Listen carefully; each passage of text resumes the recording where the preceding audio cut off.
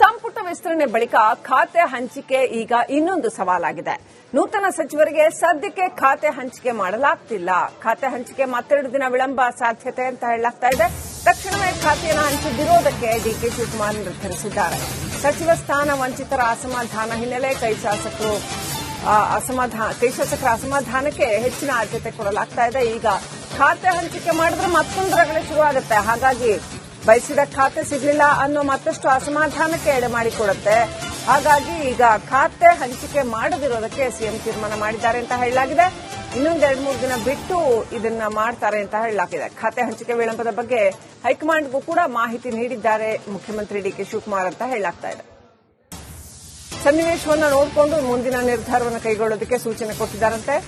2 ದಿನ ಕನಿಷ್ಠ ಖಾತೆ ಹಂಚಿಕೆಯನ್ನು ಮುಂದೂಡುವುದಕ್ಕೆ ನಿರ್ಧಾರ ಮಾಡಲಾಗಿದೆ ಅಂತ ರಿಪಬ್ಲಿಕ್ಗೆ ವಿಶ್ವಾಸಾರ್ಹ ಮೂಲಗಳು ಮಾಹಿತಿ ಕೊಟ್ಟಿದ್ದಾರೆ.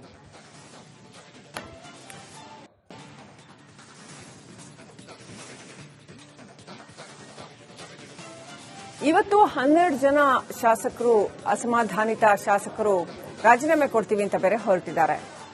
ಇನ್ನು ಖಾತೆ ಹಂಚಿಕೆ ಇದೇ ಸಂದರ್ಭದಲ್ಲಿ ಮಾಡಿದ್ರೆ ಅಸಮಾಧಾನ ಇನ್ನಷ್ಟು ಹೆಚ್ಚಾಗಬಹುದು. ಜೊತೆಗೆ ಖಾತೆ ವಿಚಾರದಲ್ಲಿ ಕೂಡ ತಗಾದೆಗಳು ಉಂಟಾಗಬಹುದು. ಈ ಖಾತೆ ಸರಿ ಇಲ್ಲ, ಆ ಖಾತೆ ಬೇಡ, ಈ ಖಾತೆ ಬೇಕು ಅನ್ನುವಂಥ ಮಾತುಗಳು ಕೂಡ ಬರಬಹುದು. ಹಾಗಾಗಿ ಸಂಪುಟ ವಿಸ್ತರಣೆ ಇನ್ನಷ್ಟು ಕಗ್ಗಂಟಾಗುವ ಸಾಧ್ಯತೆಗಳಿರೋದ್ರಿಂದ ಖಾತೆ ಹಂಚಿಕೆ ತಕ್ಷಣಕ್ಕೆ ಮಾಡೋದಿಲ್ಲ ಅಂತ ಸಿಎಂ ಡಿಕೆ ಶಿವಕುಮಾರ್ ಹೇಳ್ತಾ ಇದ್ದಾರೆ.